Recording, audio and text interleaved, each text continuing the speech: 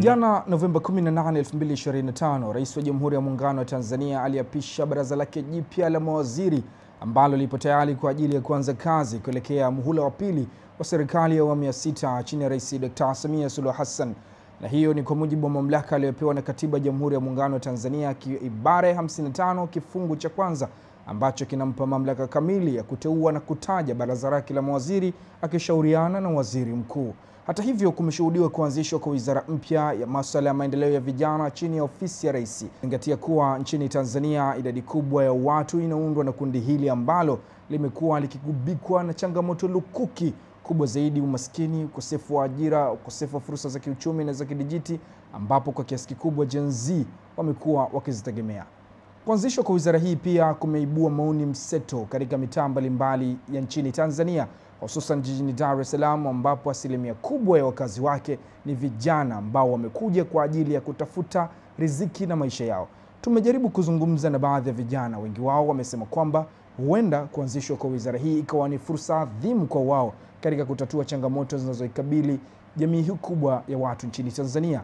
Lakini pia wapo wengine wanaosema kwamba wanasubiri kuona ni kwa kiasi gani wizara hii itajipambanua na kujiweka katika kutatua changamoto ambazo zinawakabili wao kama vijana, na walikuwa na haya ya kusema.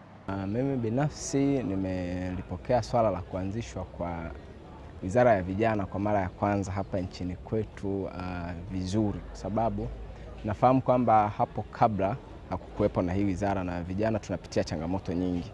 Sasa kutokana na kuanzishwa kwa hii wizara, tunaamini tutapata forum nzuri ya kufanya mawili matatu sisi kama vijana kwa ajili ya kutatua changamoto mbalimbali ambazo hapo kabla zilikuwa zinatukabili na hatukuwa na mahali sahihi pa kuzifikisha.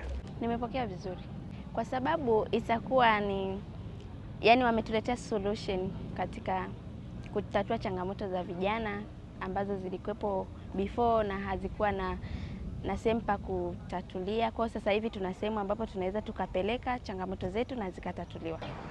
Kwanza ni jambo ambalo inawezekana kwa namna moja nyingine tulikuwa tunalikosa, kwa sababu ukija kuangalia asilimia kubwa ya taifa hili limetengenezwa na vijana. Kwa upande wa sisi wanafunzi, kuanzia level ya elimu ya chini ya chuo kikuu mpaka ya juu, anamaanisha PhD, wengi wanaochukua hizo nafasi ni vijana. Kuna kozi zimeanzishwa, zipo nyingi ambazo pia zinasomwa na vijana, lakini hazipo katika mfumo wa ajira hapa nchini.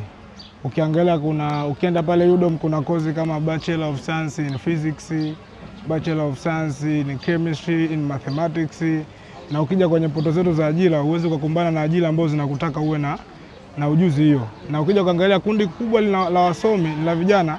Tukisema tuiachie kwa kipindi cha nyuma ambayo ilikuwa chini ya Wizara ya Elimu, haiwezi kashughulikia hayo yote. Ina mambo mengi, anza kudili na watu wa chini huku, kuanzia shule za misingi mpaka sekondari hadi na chuo. Kwa unakuta wanashinda kwa cover yote. Kwa kama vijana, kwa sababu tumepata sehemu ambayo tunaweza tukapaza sauti zetu zikasikilizwa, inatupa moyo kwamba tunapoenda ni kuzuri zaidi. Tayari tumeshapewa platform, like a place for vijana. So it's something that is already known. Kwa nahisi kama hiki kitakuwa kitu kizuri kwa sababu we have a space, sema ambapo tunaweza tukaongea, sema ambapo tunaweza tukatoa maoni yetu tena kitaifa.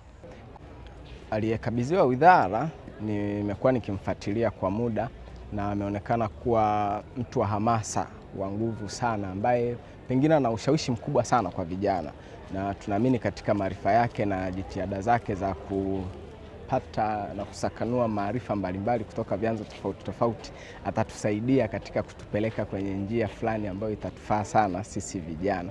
Kwa wizara hii I think kama ikishirikiana sana na vijana, ikawasikiliza pia, kwa sababu vijana pia wanahitaji kusikilizwa. And you don't have to final say everything. Maoni yao yasikilizwe na yafanyiwe kazi. Anaweza akawa daraja kwa kiasi kikubwa kwa sababu kaaminika, kapewa hiyo position. Kwa maana hiyo atakuwa msaada kwa vijana. One wish, wizara hii endelee kutoa opportunities kwa youth. As many as it can be. Kitu kikubwa ambao natamani hii wizara ianze nacho kufanya kazi, kwanza ni kurudisha ile imani ya kimaisha kwa vijana. Nasema imani ya kimaisha kwa vijana kwa sababu vijana wengi mpaka sasa hivi wanaamini ni vigumu sana kufanikiwa kwenye haya maisha, hasa katika umri wa vijana kama sisi. One wish ianze kushughulika na ajira, kwa sababu vijana wengi hawana ajira. Wizara naitikia kila la heri na ianze kwanza na utatuzi wa changamoto ya ajira kwa vijana. Ikifanya hilo itakuwa imetusaidia sana.